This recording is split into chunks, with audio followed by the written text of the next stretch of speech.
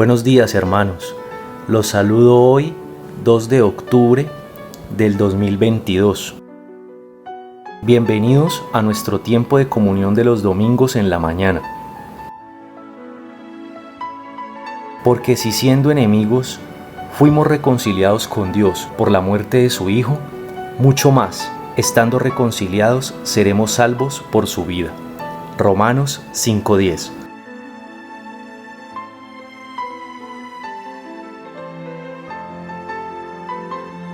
Avanzaremos en la serie La Salvación con el tema El Gran Dragón.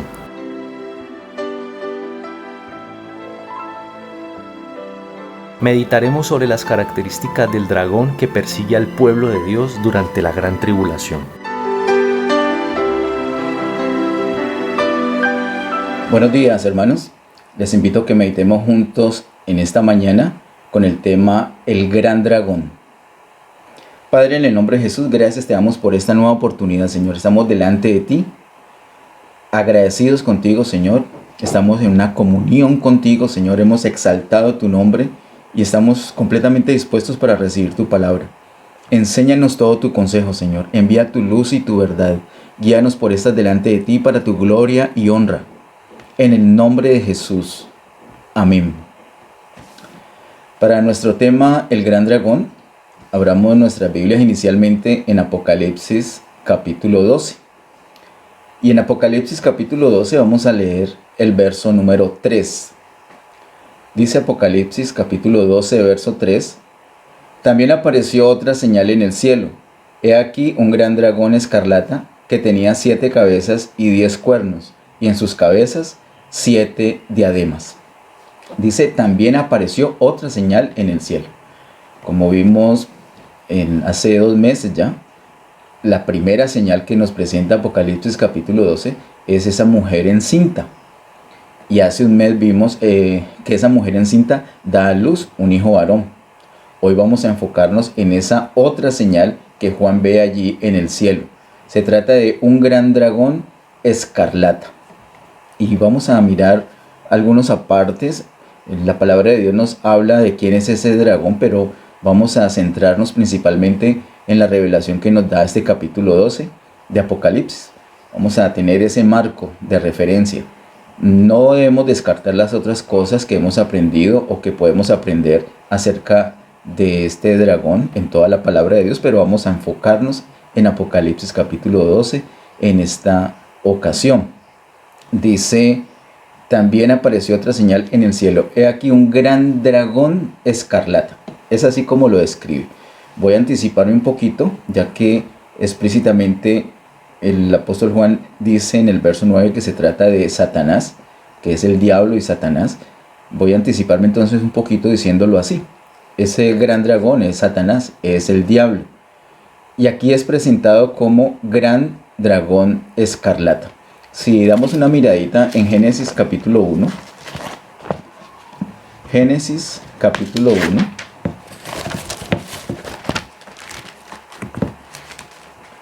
Génesis capítulo 3, verso 1. En Génesis capítulo 3, verso 1 dice, pero la serpiente era astuta más que todos los animales del campo que Jehová Dios había hecho, la cual dijo a la mujer, con que Dios os ha dicho, no comáis de todo árbol del huerto. Aquí se presenta como una serpiente, y la característica que resalta aquí de la serpiente es que es astuta. Ha pasado mucho tiempo, muchos años, y ahora, a la altura del capítulo 12, verso 3 de Apocalipsis, ya no es una serpiente astuta. Bueno, no es que no lo sea, sigue siéndolo, pero no solamente se quedó como una serpiente astuta, sino que ahora ya es un gran dragón. Un gran dragón. Además dice que es un gran dragón escarlata. Es grande y es escarlata, es decir, rojo. ¿Por qué es tan grande? Si volvemos nuevamente a Apocalipsis capítulo 3, y miramos el verso 14, Apocalipsis 3, verso 14 dice, y Jehová Dios dijo a la serpiente, por cuanto esto hiciste, maldita serás entre todas las bestias y entre todos los animales del campo. Sobre tu pecho andarás y polvo comerás todos los días de tu vida. La comida de Satanás todos los días de su vida iba a ser polvo, según Génesis 3:14. Y quiero recordarles, queridos hermanos, que el Señor hizo al hombre, nos hizo a nosotros precisamente del polvo de la tierra. Así que nosotros somos hechos del polvo de la tierra, pero luego en la redención el Señor nos permitió participar de su naturaleza divina. Nosotros los seres humanos, los creyentes, somos muy especiales porque aunque fuimos hechos del polvo de la tierra, somos terrenales, a pesar de eso participamos de la presencia del Señor, de la vida misma de Dios en nosotros. Tenemos una participación de la vida divina y eso nos hace celestiales. Eso es algo que aprendimos años atrás mirando Apocalipsis capítulo 7 particularmente.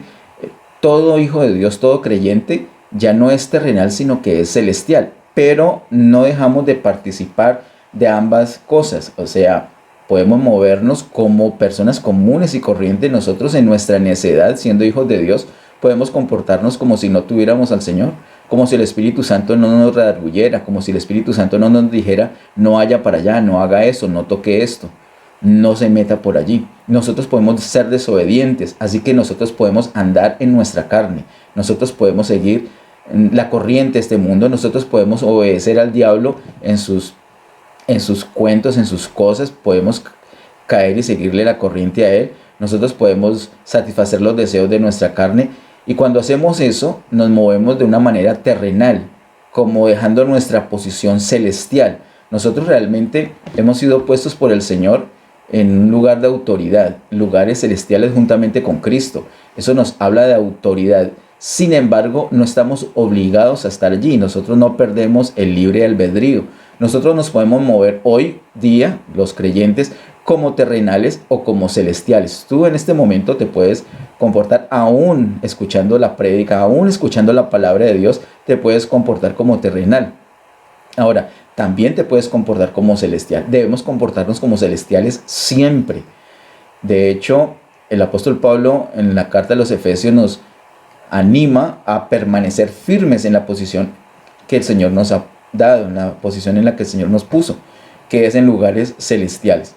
Pero cuando nos bajamos de nuestra posición de celestial a terrenal y nos comportamos según los apetitos de nuestra carne, según la corriente del mundo o según las invitaciones del diablo, entonces quedamos a nivel terrenal y literalmente nos convertimos en alimento de Satanás, porque dice la última parte del verso 14 de Génesis 3, y polvo comerás todos los días de tu vida.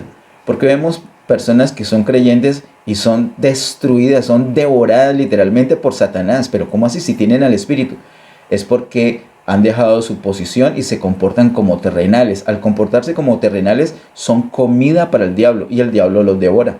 Él anda como león rugiente buscando a quien devorar. Y no se trata solamente de las personas que no tienen a Cristo, no se trata del mundo solamente, no se trata de los inconversos, se trata de todas las personas. Tú eres celestial, pero tú te puedes comportar como terrenal y es el peligro, porque te conviertes en alimento de Satanás y de pronto estás tan embotado por tu desobediencia, por la necedad, que no te das cuenta de eso. Pero la palabra está aquí para alumbrarnos. La palabra no está aquí para señalarnos y dejarnos sin opción, sino para redarguirnos y levantarnos. Tenemos la misericordia de Dios. Nosotros tenemos al Dios de la otra oportunidad. Las misericordias del Señor son nuevas cada mañana. Hoy puedes estrenar misericordia del Señor, volver a tu lugar, dejar lo terrenal y volver, enfocarte, como dice el apóstol Pablo en Colosenses 3, en lo celestial, en lo de arriba, andar de la mano con el Señor nuevamente y dejar de ser alimento de Satanás. Pero Satanás ha devorado personas desde el principio por este dictamen que el Señor da en Génesis 3:14, y eso ha permitido que crezca mucho. Entre más coma, es un tema que hemos visto reciente, entre más se come, más se crece. Satanás ha comido mucho polvo de la tierra, ha crecido mucho, como dice acá, si volvemos por favor a Apocalipsis 12, verso 3, dice, he aquí un gran dragón, ha crecido mucho. Además dice que es escarlata. Ese escarlata nos muestra una faceta muy terrible de Satanás, ese escarlata, es decir, rojo. ¿Por qué es escarlata? Porque él ha cometido muchos homicidios. Mira lo que dice el Señor Jesús en Juan capítulo 8. Vamos a mirar, por favor. Juan capítulo 8, verso 44. Juan capítulo 8, verso 44 dice: Vosotros sois de vuestro padre el diablo, y los deseos de vuestro padre queréis hacer. Él ha sido homicida desde el principio, y no ha permanecido en la verdad, porque no hay verdad en él. Cuando habla mentira, de suyo habla, porque es mentiroso y padre de mentira. Aquí el Señor en ese verso 44 está exhibiendo públicamente a Satanás con todas sus características. Ahora, algo muy particular que quiero señalar es que dice, empezando el segundo párrafo, la segunda frase de ese verso 44, Él ha sido homicida desde el principio.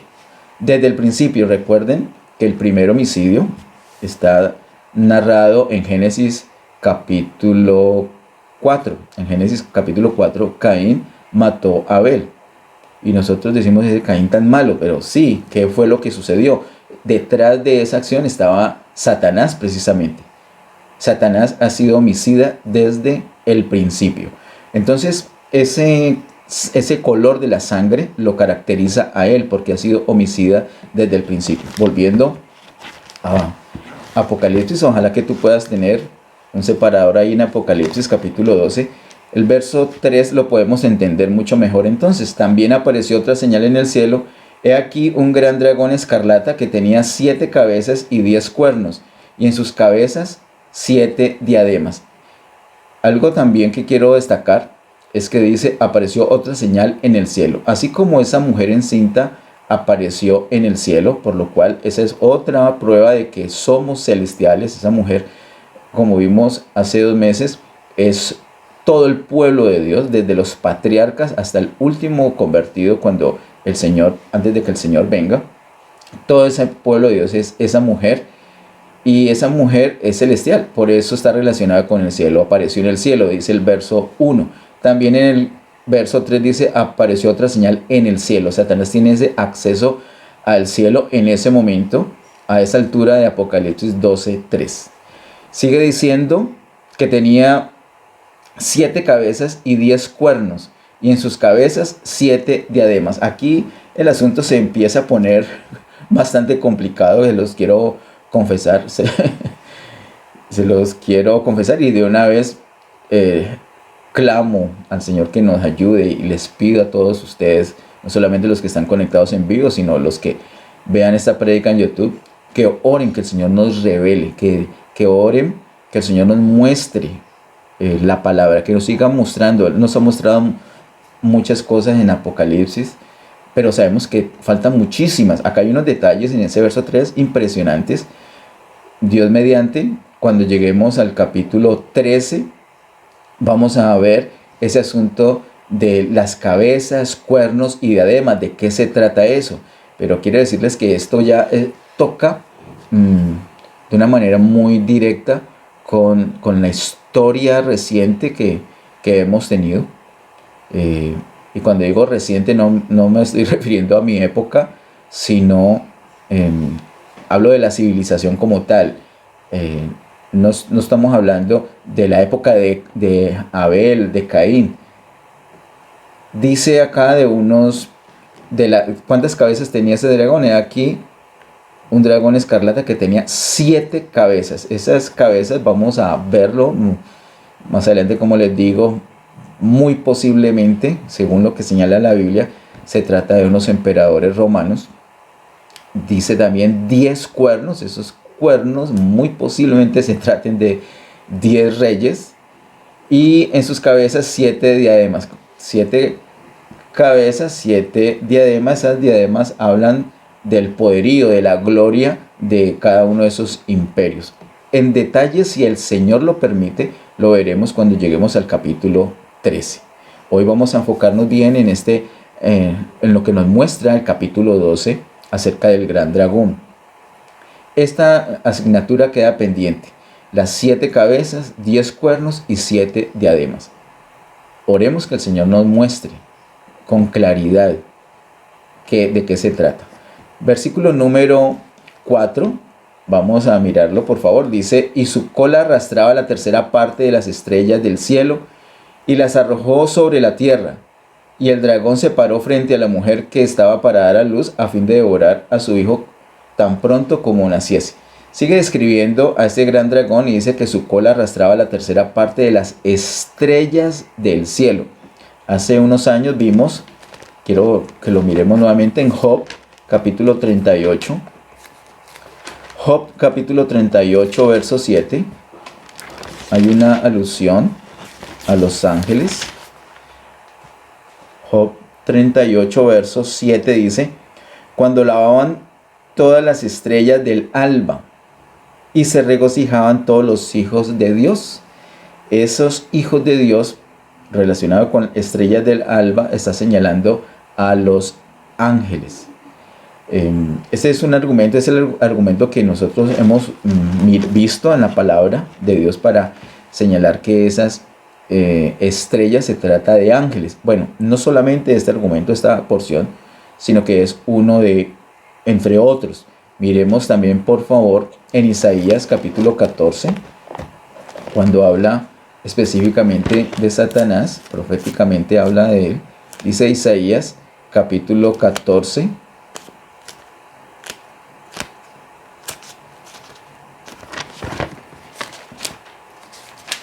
Isaías 14, verso 12, dice, ¿cómo caíste del cielo, oh lucero, hijo de la mañana? Cortado fuiste por tierra, tú que debilitabas las naciones. Allí el mismo diablo es un lucero, es una estrella. Los ángeles son estrellas. Además, volviendo al capítulo 12, adelantémonos un poquito al verso 9, dice, y fue lanzado fuera el gran dragón, la serpiente antigua que se llama Diablo y Satanás, el cual engaña al mundo entero, fue arrojado a la tierra y sus ángeles fueron arrojados con él. Así que en el verso 4 dice, y su cola arrastraba la tercera parte de las estrellas del cielo y las arrojó sobre la tierra. La relación con el verso 9 nos muestra, sin lugar a dudas, que esas estrellas se trata de ángeles. Y esa tercera parte de las estrellas son los ángeles que siguieron a Satanás en su rebelión. De eso se trata entonces esas tercera parte de las estrellas que fueron arrastradas con la cola de Satanás. Quiero recordarles que hace un tiempo vimos que cola de Satanás tiene un significado muy especial y se trata de la mentira, así como el Señor lo dice en Juan 8:44, que lo leí hace poco. Dice, esa cola es la mentira, con la mentira él arrastra, y no solamente arrastra a los ángeles que lo siguieron en rebelión, sino que también arrastra al mundo entero, incluso a nosotros los creyentes con el engaño, con la cola nos puede arrastrar. Nosotros debemos tener mucho cuidado, nosotros no podemos ignorar las maquinaciones del diablo, no podemos menospreciarlo, nosotros tampoco lo debemos superestimar, pero no lo podemos subestimar. Nosotros sabemos que Dios es todopoderoso, por eso nos tenemos que aferrar al Señor, pero nosotros solitos contra Satanás no podemos dar esa pelea, no podemos pretender hacer lo que hizo Eva. No, nosotros tenemos que refugiarnos en el Señor es nuestra fuerza. Nuestras armas para combatir a Satanás son poderosas, pero son poderosas en Dios. Realmente nosotros somos frágiles vasijas de barro. La excelencia del poder es Dios que está en el vaso, pero nosotros como tal, no. Así que tengamos mucho cuidado con la cola de Satanás, tengamos mucho cuidado con el engaño porque arrastra.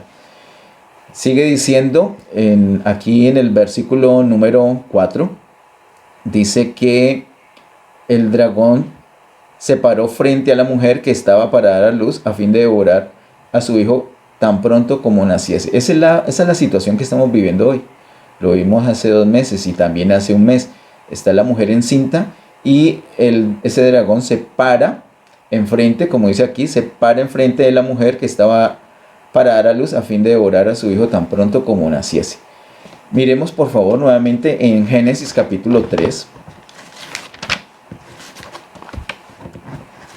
Génesis capítulo 3. El verso 15 dice, y pondré enemistad entre ti y la mujer, y entre tu simiente y la simiente suya. Esta te herirá en la cabeza y tú le herirás en el calcañar. Ahí vemos esa enemistad entre la serpiente y la mujer. Aquí en el verso 15 se menciona la serpiente, se menciona la mujer y se menciona la simiente. En Génesis capítulo 3, verso 15. Aquí en Apocalipsis capítulo 12 nosotros estamos viendo también la mujer, estamos viendo la serpiente y estamos viendo la simiente. Solamente que esa simiente no es un individuo, no es solamente el Señor Jesús, sino como vimos hace un mes, ese hijo varón se trata de todos los que en el pueblo de Dios son vencedores. Para mayor referencia te recomiendo que mires la prédica que tenemos en nuestro canal de YouTube llamado El Hijo Varón. Muy bien. Así que esta serpiente se para enfrente de la mujer para fastidiarla, para tentarla. Todo esto lo vimos nosotros en las dos prédicas anteriores de la serie La Salvación. Vamos a avanzar ahora al versículo 5 hasta el 8. Apocalipsis 12, versos 5 al 8 dice así. Veamos. Dice, y ella dio a luz un hijo varón que regirá con vara de hierro a todas las naciones, y su hijo fue arrebatado para Dios y para su trono. Así que el gran dragón escarlata no pudo devorar a este hijo varón, porque apenas esa mujer da a luz el hijo varón, ese hijo varón es arrebatado para Dios y para su trono. Hay una situación por la cual él es arrebatado. El Señor necesita que la mujer dé a luz este hijo varón porque necesita una función específica de él. Yo tenía pensado que para hoy alcanzábamos a mirar el asunto, pero se extendería mucho la prédica. Entonces, si el Señor lo permite, dentro de un mes vamos a mirar de qué se trata específicamente ese enfrentamiento. Ese enfrentamiento entre el hijo varón y el gran dragón. Por lo pronto, por hoy, lo que podemos mirar son otros apartes, como el asunto que después de que el hijo varón es arrebatado, mire el verso 6, y la mujer huyó al desierto, donde tiene lugar preparado por Dios para que allí la sustenten por 1260 días. Si tienes una calculadora, si lo puedes verificar luego, 1260 días lo divides entre 365 días, que es un año, para ver cuántos años te da. Eso te da 3,45, lo redondeas a 3,5, es decir, 3 años y medio. ¿Qué son esos 3 años y medio? Son los 3 años y medio que va a durar la gran tribulación. La mujer huyó al desierto. Primero da a luz el hijo varón. El hijo varón es arrebatado para Dios y para su trono. Así que esa mujer antes contenía al hijo varón. El hijo varón es parte de la mujer, pero cuando es dado a luz y es arrebatado para Dios y para su trono, ya la mujer queda solita. Ya queda el resto de la mujer.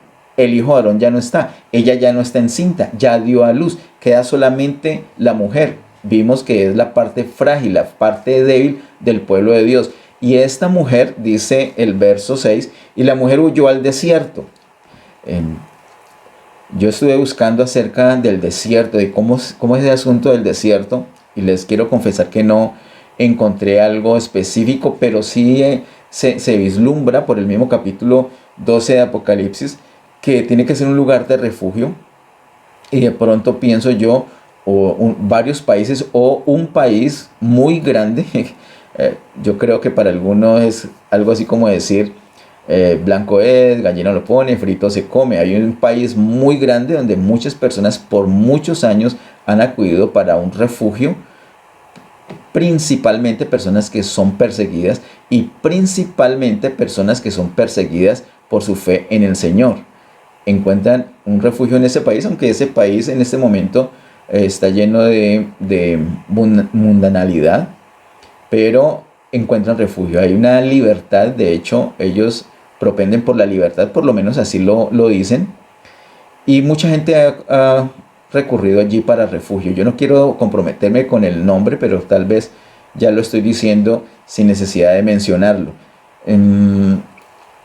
Muchas personas en todo el mundo, sobre todo las personas que tienen valores anti-Dios, anti-vida, los que están contra el diseño de Dios, atacan este país, lo atacan, y no solamente aquí en Colombia, lo atacan en todas partes del mundo, atacan a ese país.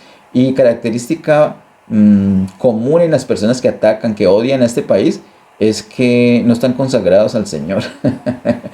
Son características que dan un peso y nos ayudan a formar una idea. Posiblemente en alguna parte en la Biblia nos diga bien que es ese desierto, pero yo no lo encontré y pienso que se trata de un país muy poderoso, muy grande, donde se pueda producir muchísima comida para que, mire lo que dice el verso 6, y la mujer huyó al desierto, donde tiene lugar preparado por Dios para que allí la sustenten por 1260 días. Para que toda esa mujer, el resto, la que ya no está el hijo varón ahí, pero el resto de ese pueblo de Dios, sea sustentado por 3 años y medio, se necesita un país especial, como lo que he mencionado. Quiero anotar algo que dice aquí el verso 6, dice, donde tiene lugar preparado por Dios. Yo he escuchado, no ahorita recientemente, sino por años, desde que yo era un niño, he escuchado de grupos de creyentes que están buscando refugio y están reuniendo víveres y ciertas cosas, frazadas, cobijas, ropa, cosas especiales para refugiarse por las cosas que van a venir terminando esta dispensación de gracia. Lo he escuchado desde que era un niño y miren, la gran tribulación va a durar 3 años y medio y yo les confieso, les digo y yo creo que me pueden creer, tengo más de 3 años y medio yo. Pero desde niños yo estoy escuchando personas y actualmente algunas personas que creen en el Señor siguen buscando, incluso destinan sus recursos, destinan su agenda, destinan su vida para buscar un refugio y quieren en ese refugio abastecerse de cosas porque va a venir un tiempo muy difícil. Pero yo les voy a decir 2 cosas a estas personas. Si son creyentes, particularmente les quiero decir 2 cosas. Cosa número 1, no es el lugar que usted prepare, ese lugar lo tiene preparado Dios. Mire que dice, donde tiene lugar preparado por Dios, no es por ustedes, es por Dios. Eso es lo primero que les quiero decir. Y lo segundo que les quiero decir, en vez de prepararse para quedarse durante la gran tribulación, en vez de hacer planes, en vez de comprar tierras, en vez de destinar sus recursos para prepararse para quedarse durante la gran tribulación, ¿por qué no mejor cogen esa platica, la ofrendan a las iglesias del Señor o se mueven en el propósito de Dios, se rinden al Señor, se congregan como es el deseo del Señor, tienen comunión con el cuerpo de Cristo, tienen comunión con el Señor, se consagran al Señor y el Señor los va a llevar? Claro, oremos, hermanos, para que seamos tenidos por dignos de escapar de la gran tribulación. No nos preparemos, no compremos tierra ni pensemos, no nos enfoquemos en quedarnos. Enfoquémonos en que nos vamos a ir. Para eso tenemos que consagrar nuestras vidas al Señor. Tenemos que hacer lo que hicieron los vencedores. Podemos mirar esa prédica en YouTube, la vimos hace un mes, el hijo varón. Debemos consagrar nuestras vidas al Señor, debemos vencer al enemigo, así como lo dice el versículo 11, así como los vencedores hicieron. Muy bien, vamos con el verso número 7. Dice el verso 7, después hubo una gran batalla en el cielo. Este es el tema que Dios mediante vamos a mirar dentro de un mes. La gran batalla en el cielo. Dice, Miguel y sus ángeles luchaban contra el dragón y luchaban el dragón y sus ángeles, pero no prevalecieron ni se halló ya lugar para ellos en el cielo. Y fue lanzado fuera. Miren lo tremendo que pasa acá. Cuando el hijo de Aarón va al trono y todavía, como mencioné al principio, Satanás tiene acceso al cielo, pero ¿qué sucede? Dice, verso 8, no prevalecieron ni se halló ya lugar para ellos en el cielo. Verso 9, y fue lanzado fuera el gran dragón, la serpiente antigua que se llama Diablo y Satanás, el cual engaña al mundo entero, fue arrojado a la tierra y sus ángeles fueron arrojados con él. Quiero decir que el Señor ya ha dado esta sentencia de que Satanás sea arrojado del cielo, pero esa sentencia no se ha ejecutado. Esa sentencia se ejecuta por mano de el hijo varón. Dice, fue lanzado fuera el gran dragón, la serpiente antigua que se llama Diablo y Satanás, el cual engaña al mundo entero. Yo quiero resaltar estas palabras. Engaña al mundo entero. No creas que tú eres la excepción. No creas, o sea, nosotros somos tan tercos que se nos mete una idea y nadie nos saca de allí. Y posiblemente el diablo nos está engañando. Y nosotros decimos, no, esto está bien, esto es correcto. Pero ojo, el diablo engaña ¿a quién? Al mundo entero. Tengamos cuidado. Hermanos, tenemos que andar en una dependencia del Señor impresionante. Porque es que el diablo tiene el poder para engañar al mundo entero. Ahora dice, fue lanzado fuera el gran dragón, ese mismo dragón que estamos hablando.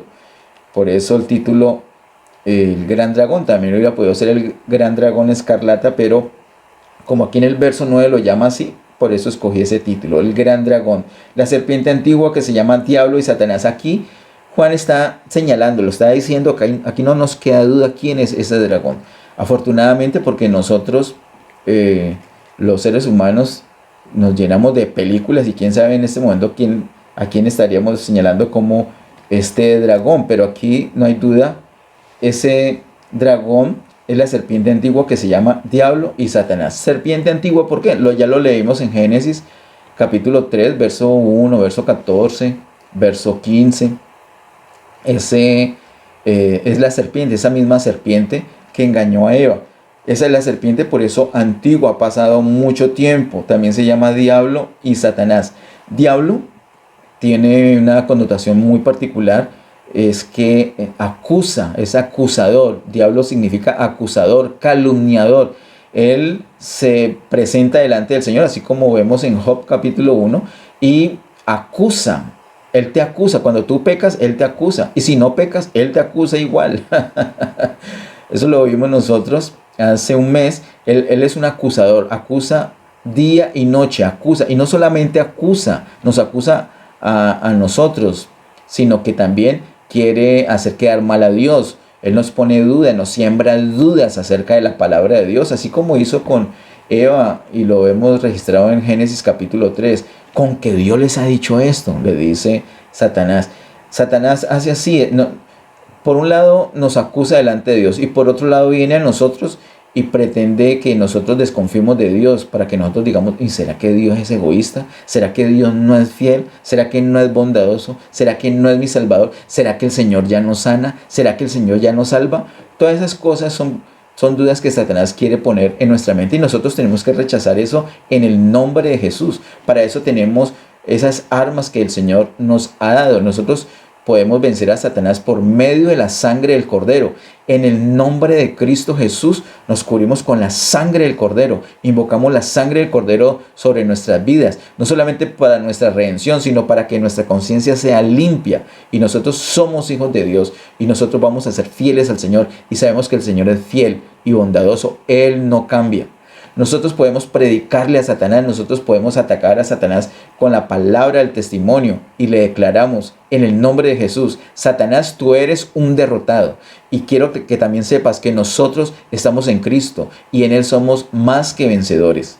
Nosotros podemos declarar esto, pero sobre todo, como dice el verso 11 de este mismo capítulo, nosotros debemos menospreciar nuestras vidas hasta la muerte. Nosotros tenemos que obedecer al Señor hasta las últimas consecuencias. Eso es lo que nos va a garantizar a nosotros ser vencedores. De lo contrario, Satanás puede engañarnos y puede hacernos mover de nuestra posición. Acá entonces vemos que uno de los nombres de este gran dragón es Diablo, que significa acusador o calumniador. Dice gran dragón, la serpiente antigua que se llama Diablo, pero también se llama Satanás. Satanás significa adversario. Y hay una diferencia entre diablo, que es como el enemigo declarado, y el adversario, que es un enemigo no declarado. Hermanos, tengamos mucho cuidado. No es porque sí, no es capricho del apóstol Juan decir esas palabras en el verso 9, que la serpiente antigua que se llama Diablo y Satanás, sino que hay una información allí. Por un lado, él es el diablo, el que nos acusa, el que nos calumnia, el enemigo frentero, el que está afuera de nosotros. Él no está con nosotros porque es nuestro enemigo y nosotros fácilmente le podemos detectar y expulsarlo y arremeter contra él. Pero es que él es muy sutil y no solamente es ese enemigo lejano o afuera, sino que es un enemigo adentro, un enemigo que puede estar con nosotros y puede tener cierto acceso a nosotros, incluso a nuestra propia vida. En ese sentido es adversario. Recordemos precisamente que Satanás al principio no era diablo, sino que era adversario, en el sentido de lo que estoy diciendo. ¿Por qué? Porque él era un arcángel que tenía acceso a la presencia del Señor continua. Incluso él adoraba al Señor y él ministraba muchas cosas que nos muestra la palabra de Dios, pero o sea que era adversario, él estaba adentro. Desde ahí empezó esa rebelión, estando adentro, siendo adversario. Hay un ejemplo muy tremendo en la Biblia de esto que les estoy diciendo de adversario, y está en Mateo capítulo 16. Vamos a mirar ese ejemplo. Hay varios, pero ese es clásico. Mateo capítulo 16, verso 22 al 23. Mateo capítulo 16, verso 22 al 23 dice: entonces Pedro, tomándolo aparte, comenzó a reconvenirle diciendo: Señor, ten compasión de ti, en ninguna manera esto te acontezca. Pero él, volviéndose, dijo a Pedro: quítate delante de mí, Satanás, me eres tropiezo, porque no pones la mira en las cosas de Dios, sino en las de los hombres. Queridos hermanos, les aseguro, Pedro no estaba afuera, Pedro no estaba como un enemigo calumniando y acusando. Acá se supone que estaba solidarizándose con el Señor Jesús para que no sufriera.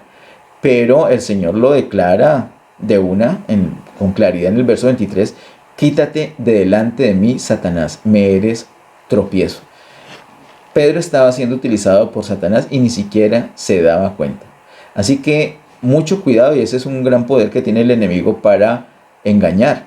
No solamente es el acusador, el calumniador, sino también es el adversario. No solamente es diablo, sino que también es Satanás. Y como adversario, como Satanás, entonces nos quiere engañar y susurra cosas a nuestra mente para que nosotros pensemos que somos nosotros, que soy yo el que quiero eso, soy yo el que estoy pensando esto, soy yo el que pienso que Dios no es fiel, soy yo, y es realmente Satanás susurrando.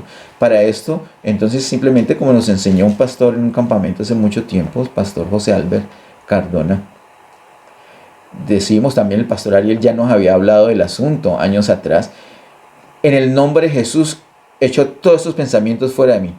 Y si regresa el pensamiento, volvemos a decirlo: en el nombre de Jesús desecho estos pensamientos y declaro la fidelidad de Dios, y empezamos a declarar la palabra de Dios. No nos quedemos con pensamientos rondando. Mire que el apóstol Pedro nos anima a ceñir los lomos de nuestro entendimiento.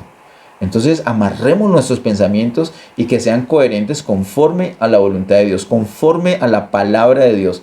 Es muy importante que tú y yo conozcamos, declaremos, estudiemos la palabra, memoricemos la palabra.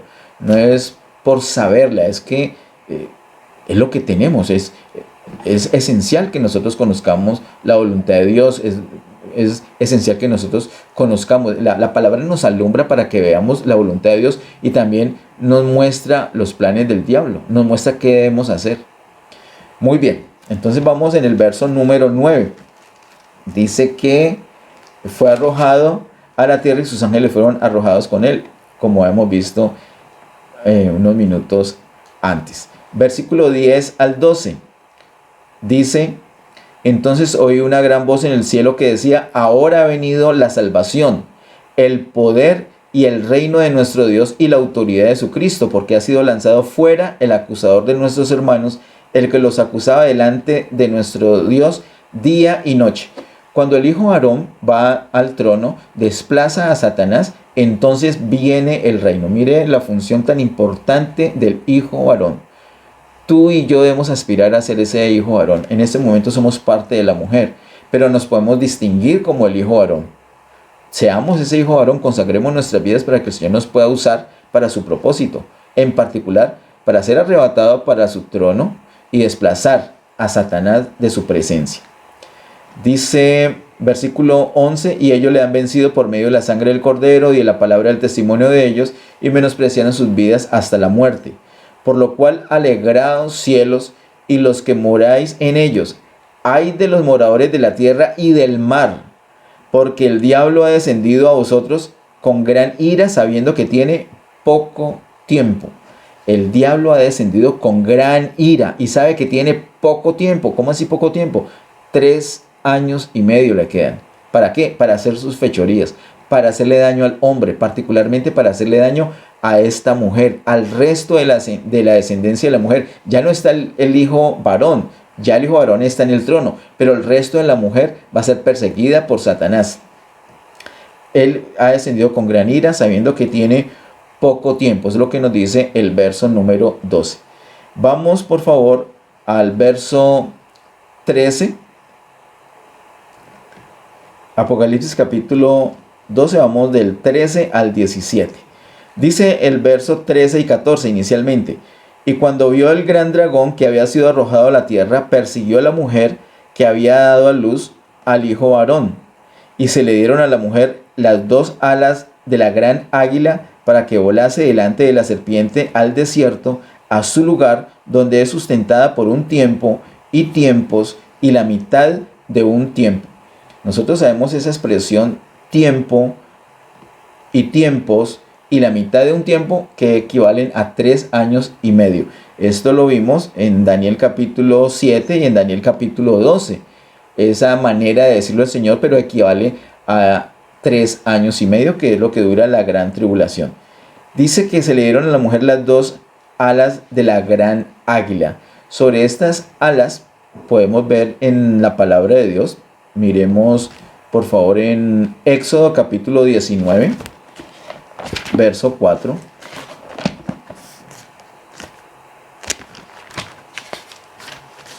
Éxodo 19, verso 4 dice: vosotros visteis lo que hice a los egipcios y cómo os tomé sobre las alas de águilas y os he traído a mí. El Señor hace una comparación acá. Viste lo que hice a los egipcios. Hace esa comparación del rescate que hizo, de la salida del pueblo de Israel de esclavitud en Egipto. Él lo hizo así, dice: y cómo os tomé sobre alas de águila. Así parecido va a ser el Señor con esta mujer durante la gran tribulación, contra el pueblo suyo, contra Israel, contra la iglesia, parte de la iglesia. El mayor número de creyentes se va a quedar para este tiempo, eso lo hemos aprendido. Así que el Señor los va a tomar en sus alas, como dice el Apocalipsis capítulo 12, versículo 14, y se le dieron a la mujer las 2 alas de la gran águila. Miremos también sobre esto en Deuteronomio capítulo 32. Deuteronomio capítulo 32, verso 11 y 12.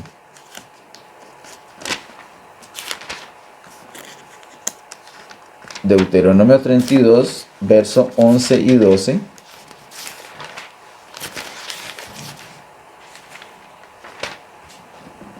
Dice: como el águila que excita su nidada, revolotea sobre sus pollos, extiende sus alas, los toma, los lleva sobre sus plumas. Jehová solo le guió y con él no hubo Dios extraño. El Señor se presenta entonces de esa manera, como un águila, y con sus alas ayuda a la mujer. Se le dieron a la mujer las 2 alas de la gran águila para que volase delante de la serpiente al desierto, a su lugar donde es sustentada por esos 3 años y medio. Miremos el verso número 15. Dice: y la serpiente arrojó de su boca tras la mujer agua como un río, para que fuese arrastrada por el río. Esta es algo muy particular. Nosotros si recordamos cómo es el asunto de la gran tribulación, que ya lo vimos con las trompetas, pero que ahorita nosotros estamos desde el capítulo 12 en adelante viendo detalles al respecto. Entonces podemos asociar o podemos darnos cuenta más fácilmente de qué se trata esa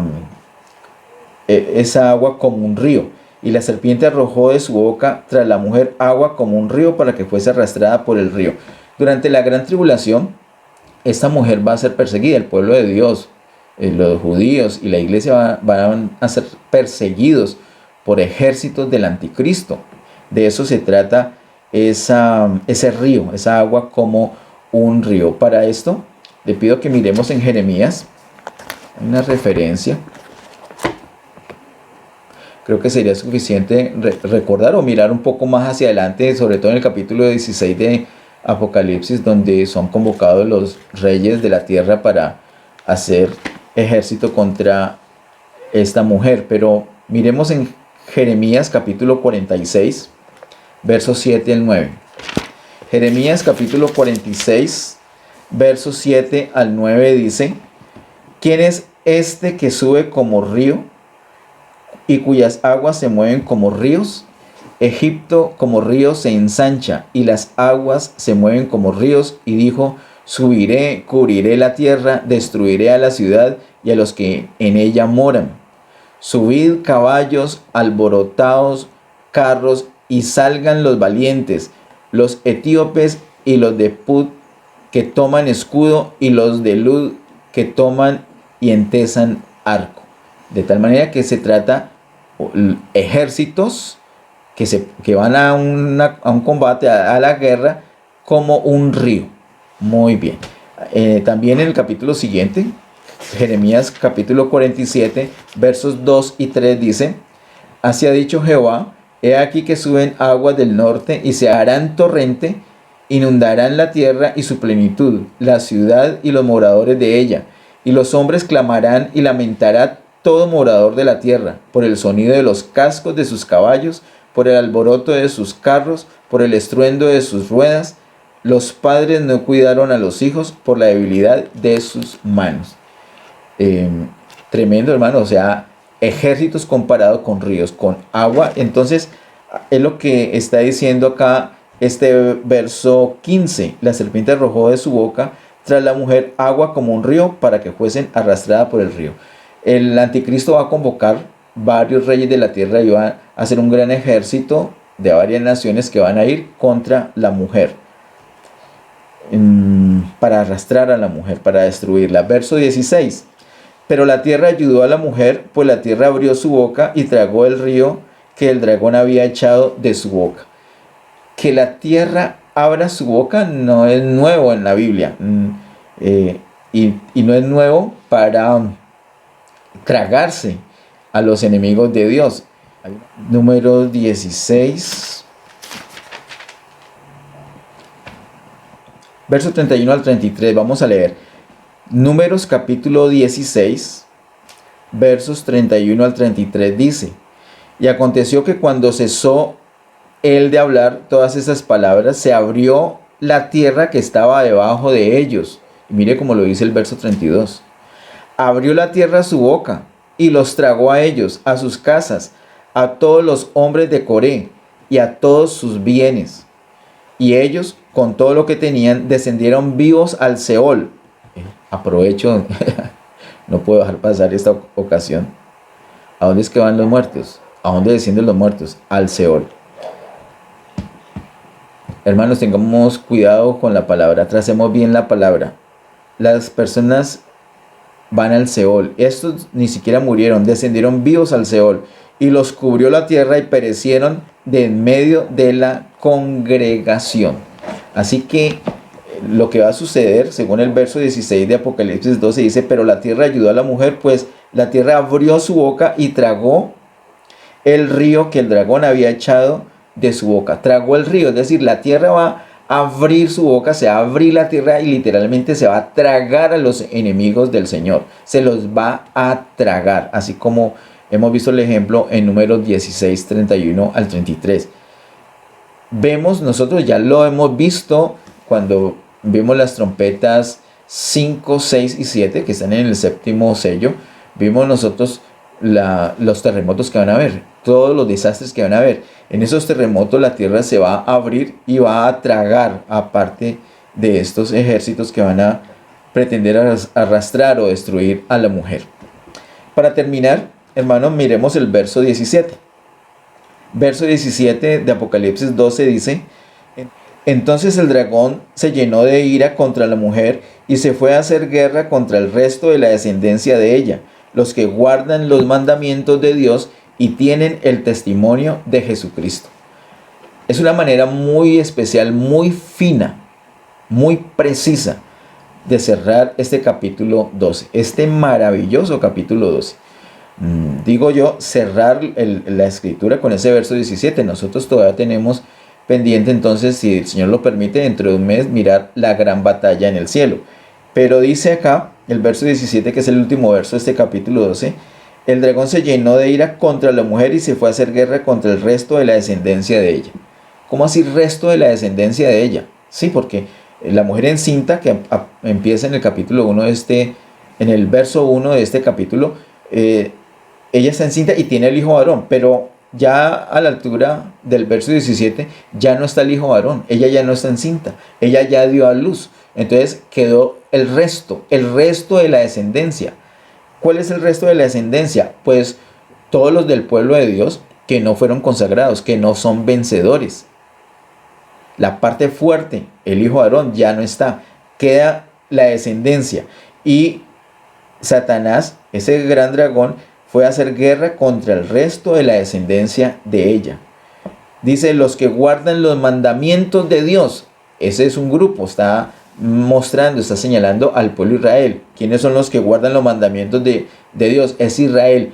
Los que he llamado en la Biblia la casa de Israel, los que siguen fieles a los rituales de la religión judía. Esa es la casa de Israel, los que guardan los mandamientos de Dios. Y también señala, y tienen el testimonio de Jesucristo. Ese es otro grupo. ¿Cuáles son los que tienen el testimonio de Jesucristo? No podemos decir que la casa de Israel tienen el testimonio de Jesucristo. Si tuvieran el testimonio de Jesucristo, entonces no estarían como están. No, ellos serían redimidos. Ellos no están redimidos en este momento. Son mundanos. Pero dicen, ¿quiénes son los que tienen el testimonio de Jesucristo? Es la iglesia. Tú que eres creyente, tú que crees en Jesús, tú tienes el testimonio de Jesucristo. Aquí se muestra la composición de esta mujer, de estos dos pueblos. Por un lado el pueblo de Israel, por otro lado la iglesia. Estas están acá durante la gran tribulación, 3 años y medio. Queridos hermanos, por favor, rechaza la mala interpretación, la falsa enseñanza que toda la iglesia se va a ir antes de la gran tribulación. Quiero decirle, no solamente por lo que dice acá, sino que además no hay, es que esto es asombroso, hermanos.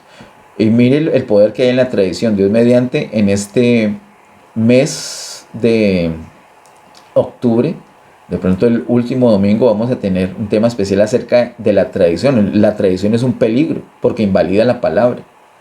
Pero hermanos, no hay ni un solo versículo en la Biblia que diga que toda la iglesia se va a ir antes de la gran tribulación. Pero es que no hay ni uno. En cambio, hay muchísimos versículos que hemos estado hablando, enseñando, predicando y aprendiendo.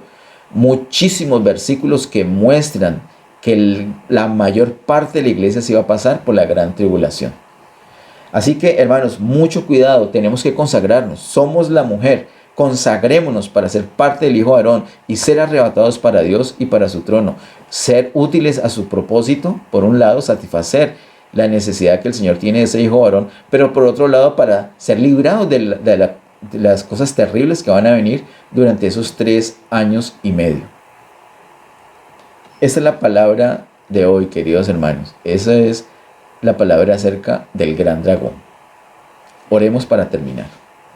Amado Padre, en el nombre de Jesús, gracias te damos por este tiempo, gracias por tu bendita palabra. Señor, queremos no solamente recibirla, sino ponerla en práctica con perseverancia.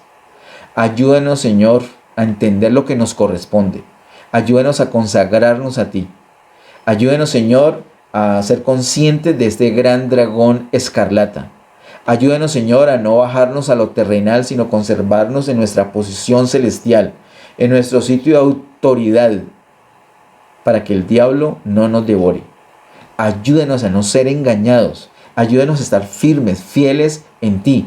Llénanos de ti, llénanos de tu presencia. Gracias por estos tiempos, gracias por tu palabra, gracias por la predicación de la palabra, gracias por la comunión, gracias por el fluir de tu vida. Señor, gracias por la cena que viene a continuación. Gracias porque podemos participar de la cena tuya. Señor, ayúdenos para crecer en ti, que esa vida tuya, que Jesús resucitado crezca día tras día en nosotros. Ese es nuestro deseo. Ayúdanos, amado Dios. Tu bendición para todas las personas que estuvieron acá conectadas en vivo recibiendo la palabra, para las que van a ver esta prédica luego en el canal de YouTube. Gracias, Señor, por todas las cosas. A ti y solamente a ti toda gloria, honra y honor por siempre. En el nombre de Jesús. Amén. Que Dios les bendiga.